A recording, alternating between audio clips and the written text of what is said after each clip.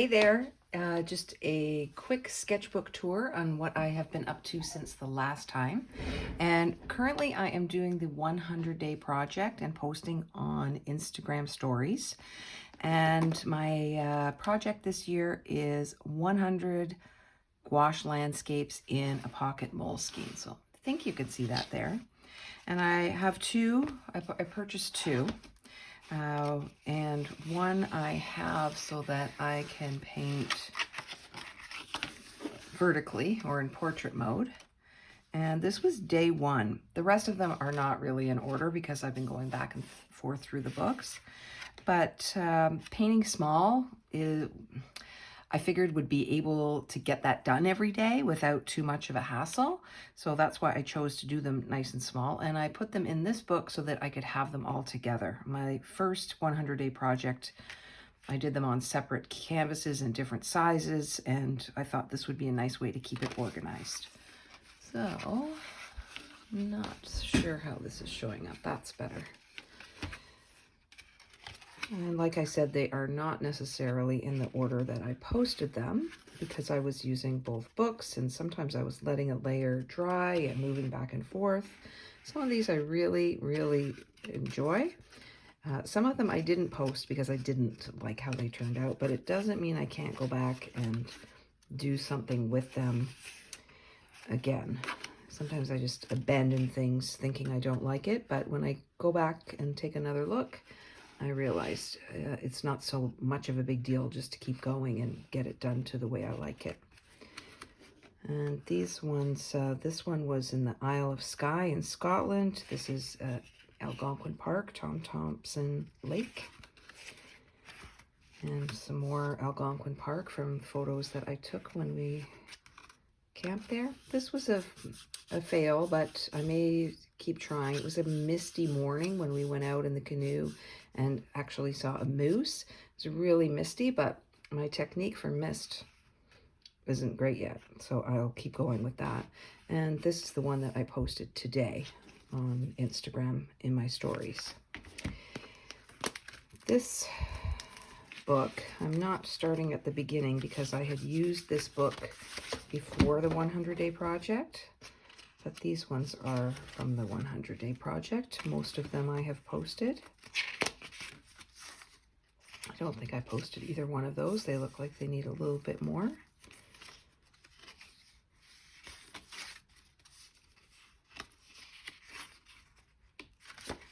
And I didn't post either one of these. These two I really like. I like how this little church is peeking out from this vast English landscape in Herefordshire. This one is Derbyshire. If you follow my Instagram, you've already seen these, so I won't linger.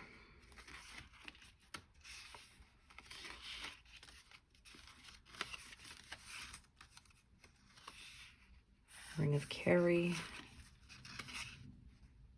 Orkney,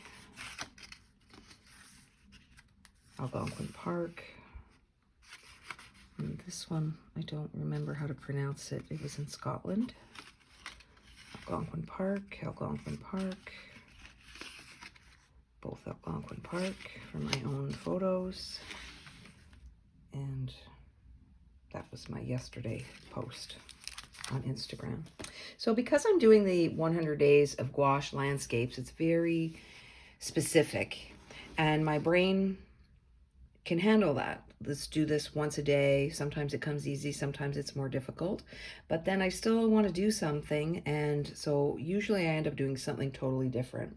One of the things that I did was I used my Mary Oliver poetry book, and I created a little, I'm not finished yet, a little barn owl with the pages from her book. I have to put in the eyes. I think it's pretty cute.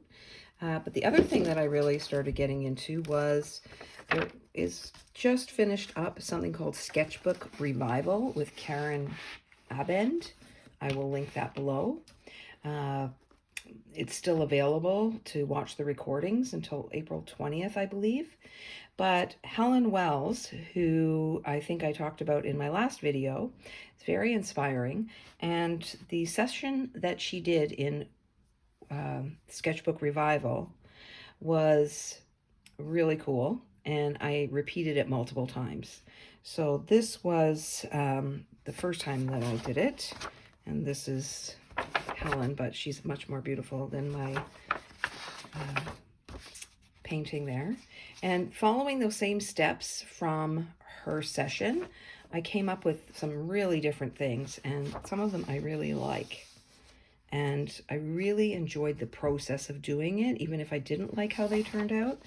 It's really relaxing and I think very interesting to do these exercises.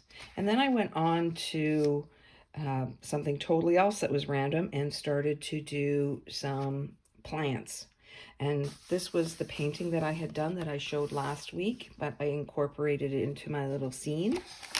Oh, back to a Helen Wells exercise. Gotta love those. And then I was on like a little plant kick. So I've got quite a few of these.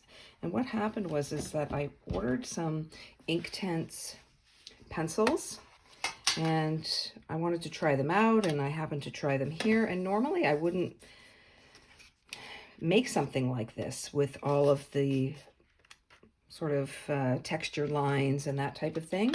It's nothing that I have ever really done before, but I really liked this for some reason, so I just kept going. And I guess it's the way that these pencils hit the paper and make that texture that really inspired me to keep going with this. These first couple, I did some markers as well. The background here, and this was a marker, Crayola marker, but because these Inktense pencils are water soluble, there were parts where I started to bring out or mess up or blur the pencil. So you can see here, this has come over because I've been drawing on one side than the other, but I'm learning as I go.